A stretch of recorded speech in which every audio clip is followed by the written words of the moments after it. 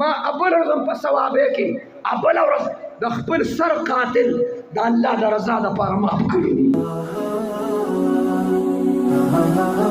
بدل باخلما بدل ته ډېر غیرتي وای د روجې میاشت د صلح میاشت ده، د روجې میاشت د پیار میاشت ده، د روجې میاشت د اخوت میاشت ده، د روجې میاشت د بایچارې میاشت ده، د روجې میاشت د صلح میاشت ده، د روجې میاشت د مؤدب میاشت ده، د روجې میاشت د پیار میاشت ده. په دغسې پرېږدي د روجې میاشت د محبت میاشت ده. او پښتونه زما رب په رمضان کې جهنمیان سره روغه وکړه، هغې جنتیان کړه چې الله په رمضان کې روغې کوي.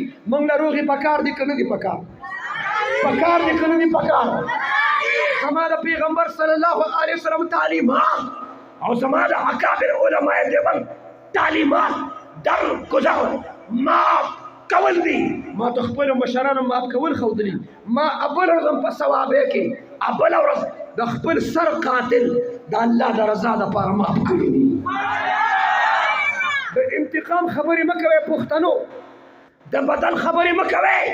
زما پښتون به راپاسي بدل به اخلمه بدل ته ډېر غیرتي ستا وینه دې به راپاسي ولې ما بنګړي اچولي.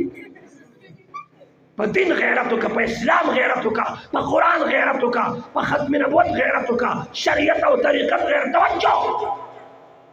توجه الله بخنه کوي. ای زمونږ د ټولو دا امید دی چې الله مونږ معاف کړي. الله دې مونږ څه کړي؟ الله دې مونږ څه کړي؟ الله دې مونږ څه کړي؟ لکه دا تمنا زمونږ د ټولو چې الله دې مونږ معاف کړي. پښتون وایي چې زه څوک معاف نه کړم، خو چې الله مونږ معاف کړي. توجه چې الله نه معافي غواړې بیا به معاف کول کې.